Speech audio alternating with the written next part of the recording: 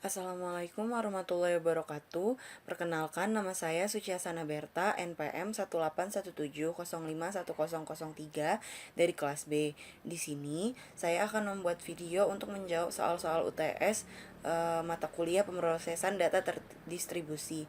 Langsung saja kita ke soal-soalnya. Soal yang pertama, nomor 1A, sebut dan jelaskan minimal masing-masing 3 kelebihan dan kekurangan sentralis data center dan distributed data center. Yang pertama, Centralized Data Center atau sistem basis data terpusat merupakan sebuah server yang menyediakan informasi di dalam basis data dan hanya terdiri dari satu server saja sebagai pusat dan juga sebagai komputer induk bagi seluruh sistem dan juga jaringan yang ada. Untuk kelebihannya, yang pertama tidak membutuhkan biaya operasional tinggi untuk membangun sebuah dedicated server tambahan. Yang kedua, maintenance lebih mudah dilakukan karena basis data hanya berlokasi pada satu tempat saja. Yang ketiga, proses update data dan juga informasi di dalam basis data akan menjadi lebih cepat dan dapat mencegah terjadinya miskomunikasi.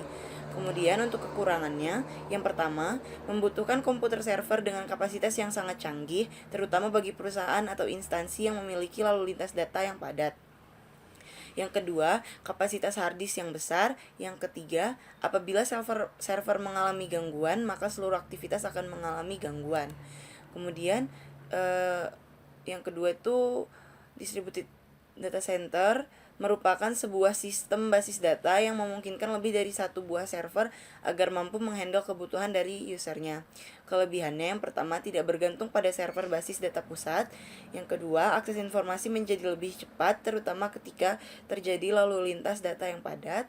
Dan yang terakhir, informasi dan juga data yang sifatnya lokal akan lebih mudah diakses. Kemudian untuk kekurangannya, biaya implementasinya tinggi. Kemudian biaya operasional seperti listrik dan juga maintenance jaringan yang cukup tinggi. Dan kekurangan yang terakhir, hanya cocok digunakan pada perusahaan yang sangat besar dan memiliki kebutuhan data yang tinggi seperti perbankan. Kemudian nomor 1B, sebut dan jelaskan jenis-jenis virtualization dalam data center. Yang pertama ada VMware, sebuah perangkat lunak mesin virtual untuk arsitektur komputer x86 dan x8664 dari VMware, sebuah bagian dari EMC Corporation. Dalam arti yang sederhana, VMware Workstation bisa menjalankan banyak sistem operasi secara simultan dengan menggunakan satu fisik mesin.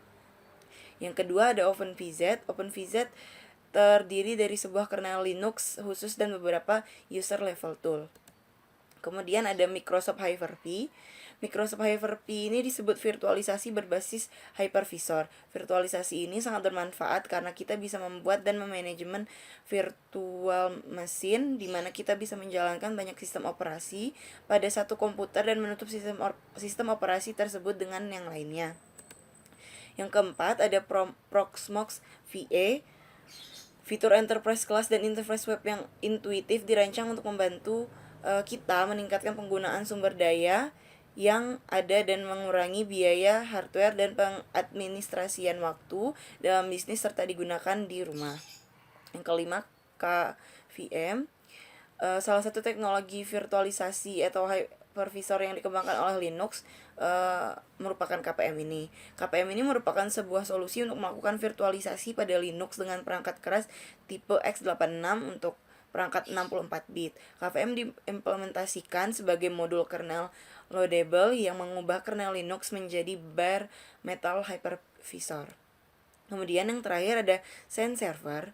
Virtualisasi SAN menggunakan teknologi para virtualisasi yang menyediakan isolasi yang aman, pengatur sumber daya, garansi untuk quality of service, dan live migration untuk sebuah mesin virtual. Untuk menjalankan SAN, sistem operasi dasar harus dimodifikasi secara khusus dan dengan cara ini dicapai kinerja virtualisasi yang sangat tinggi tanpa hardware khusus. SAN servers akan jalan langsung di hardware server tanpa memerlukan sistem operasi. Kemudian soal yang nomor 2A, sebutkan dan jelaskan minimal masing-masing 3 perbedaan dan persamaan arsitektur client server dan peer-to-peer. Yang pertama di sini ada perbedaan. Jadi perbedaannya yang pertama di izin akses, client server ini harus terdapat komputer yang bertindak sebagai server yang bertugas memberikan layanan kepada komputer klien, dan ada juga komputer yang bertindak sebagai klien yang tugasnya hanya meminta layanan dari server. Sehingga jika server tidak mengizinkan, maka komputer klien tidak akan mendapatkan layanan yang diminta. Untuk izin akses di peer-to-peer, setiap host tidak membutuhkan izin akses dari host yang lain, misalkan untuk share file, karena semua host bisa bertindak sebagai komputer klien maupun sebagai server. Dengan kata lain, setiap host mempunyai izin akses atau level yang sama. Jadi kalau client server ini harus meminta izin dulu, kalau peer-to-peer tidak harus meminta izin terlebih dahulu. Kemudian untuk backup data, di client server itu lebih cepat karena jaringannya terpusat pada komputer server, sehingga untuk recovery maupun backup data cukup dilakukan pada sisi server saja. Sedangkan di peer-to-peer, jaringan akan membutuhkan waktu yang lumayan lama karena jaringannya tidak terpusat, jadi harus dilakukan satu persatu. Jadi kalau di client server ini karena sudah terpusat, jadi dia langsung bersamaan. Sedangkan kalau misalnya di peer-to-peer ini backupnya harus satu persatu karena mereka tidak punya server pusat gitu. Kemudian untuk biaya untuk client server ini membutuhkan biaya yang tinggi karena membutuhkan infrastruktur khusus. Sedangkan di peer-to-peer tidak memerlukan biaya tinggi. Jadi di client server ini membutuhkan biaya karena seperti tadi ada komputer server, dan itu akan menyimpan data banyak sekali komputer-komputer lain, jadi diperlukan biaya yang lebih. Kemudian untuk persamaannya ada 3 persamaan. Yang pertama, keduanya merupakan sekumpulan komputer yang saling terkoneksi dengan media transmisi yang tidak terlalu jauh berbeda dan sama-sama memindahkan file. Tugasnya sama-sama untuk memindahkan file. Yang kedua, keduanya berfungsi untuk membagi koneksi dalam satu jaringan. Yang ketiga, setiap komputer yang terhubung ke jaringan bisa menjadi workstation ataupun server. Kemudian 2B, apa yang dimaksud dengan komunikasi data asinkronos dan sinkronos? Yang pertama ada asinkronos. Komunikasi online tidak langsung atau asinkronos adalah mediasi komputer dan layanan daring dalam terlaksanakannya komunikasi yang dilakukan secara tunda dengan menggunakan media seperti email, forum, dan membaca dan menulis dokumen online melalui www. Sedangkan sinkronos ini komunikasi online langsung atau komunikasi online langsung atau sinkronos adalah mediasi komputer dan layanan daring dalam terlaksananya komunikasi yang dilakukan secara langsung dengan menggunakan media seperti video call dan chat. Nah, di sini ada gambaran untuk asinkronos. Jadi misal kita mengirim sebuah email. Jadi pertama di sini kita sebagai sender akan mengirim sebuah email. Kemudian si receiver tidak langsung menerima email itu, jadi dia akan di stop dulu, kemudian akan dilihat terlebih dahulu datanya. Setelah itu baru mulai dikirim, dan si receiver akan menerimanya setelah itu. Jadi misalnya sendernya mengirim pada pukul 7, jadi itu tidak pasti si receiver akan menerima pada jam 7 juga, karena bisa jadi di tempat si receiver ini sedang tidak ada sinyal atau sedang gangguan, jadi dia bisa saja menerimanya jam 8 atau jam yang lainnya. Nah, ini untuk sinkronos. Jadi karena tadi sinkronos itu pengertiannya komunikasi secara langsung, jadi mau tidak mau sender dan receiver ini harus memiliki jaringan yang sama. Maksudnya jaringan yang sama-sama kuat gitu. Jadi misalnya sender menelpon pada jam 7, receiver ini harus menerima telepon tersebut, video call tersebut pada jam 7 juga. Jadi jadi yang sinkronos ini lebih simpel karena langsung. Kemudian nomor 3, sebutkan dan jelaskan jenis-jenis topologi jaringan dalam distributed data process. Yang pertama, itu ada topologi ring. Ini gambarnya seperti ini, jadi dia membentuk seperti cincin. Topologi ring atau sering disebut dengan topologi cincin merupakan suatu topologi jaringan yang dipakai untuk menghubungkan sebuah komputer dengan komputer lainnya dalam sebuah rangkaian yang berbentuk melingkar seperti cincin. Jenis topologi jaringan ini umumnya hanya menggunakan LAN card agar masing-masing komputer terkoneksi. Jadi dari masing-masing komputer ini mereka hanya menggunakan LAN agar bisa saling terkoneksi. Kemudian ada topologi star. Topologi star atau disebut juga dengan topologi bintang adalah topologi jaringan berbentuk bintang di mana pada umumnya memakai hub atau switch untuk koneksi antar klien. Topologi jaringan komputer ini paling sering digunakan saat ini karena memiliki banyak kelebihan. Jadi di sini bisa kita lihat bentuknya seperti bintang, dan kalau topologi ring tadi menggunakan LAN, topologi star ini menggunakan hub atau switch sebagai koneksinya. Jadi dari hub atau switchnya ini bakal dihubungkan ke masing-masing komputer klien. Kemudian yang nomor 3, topologi mesh. Topologi mesh adalah topologi yang bisa digunakan untuk rute yang banyak. Jaringan pada topologi ini menggunakan kabel tunggal sehingga proses pengiriman data menjadi lebih cepat tanpa melalui hub atau switch. Jadi di sini karena topologi ini menggunakan kabel tunggal, jadi dia mengirim datanya akan lebih cepat dibanding dengan menggunakan hub atau switch tadi. Kemudian yang keempat ada topologi tree. Topologi tree atau topologi pohon adalah hasil penggabungan dari topologi bus dan topologi star. Topologi tree pada umumnya dipakai untuk interkoneksi antara hierarki dengan pusat yang berbeda-beda. Jadi di sini dia pertama ada core layer, kemudian disambungkan dengan distribution layer. Dari distribution layer ini baru dihubungkan dengan hub atau switch. Dan dari hub atau switch ini baru mereka akan mengoneksikannya kepada komputer-komputer klien.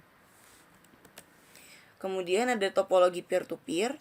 Topologi peer-to-peer adalah topologi jaringan yang sangat sederhana karena hanya menghubungkan dua komputer. Pada umumnya topologi peer-to-peer memakai satu kabel saja untuk menghubungkan kedua komputer agar bisa saling berbagi data. Jika yang tadi tuh topologinya banyak komputer kliennya, kalau yang topologi peer-to-peer ini dia hanya memiliki dua komputer dan hanya memiliki satu kabel tunggal, jadi hanya dua komputer ini yang bisa saling berbagi data. Kemudian yang terakhir ada topologi hibrid. Topologi hibrid adalah gabungan dari beberapa topologi yang berbeda dan membentuk jaringan baru. Dengan kata lain, jika ada dua atau lebih topologi yang berbeda terhubung dalam satu jaringan, maka topologi jaringan tersebut akan membentuk topologi hibrid.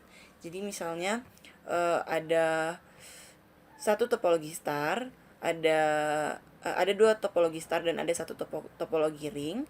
Ini disebut sebagai topologi hybrid. Jadi ada lebih dari satu pasang, ada lebih dari satu sambungan pada topologinya. Ini disebut topologi hybrid. Kemudian nomor 3 yang B, jelaskan dan gambarkan cara kerja modem dalam komunikasi data. Nah, di sini kita bisa lihat ada gambarnya. Jadi dalam penggunaannya, modem bertugas merubah data bentuk analog dan digital. Saat komputer disambung ke kabel telepon, jadi ini komputer, dia disambungkan ke modemnya. Kemudian modem ini disambungkan ke phone line splitternya. Nah, phone line splitternya ini terhubung ke si telepon ini. Jadi telepon ini pertama akan terhubung ke modem, dari modem baru ke komputer.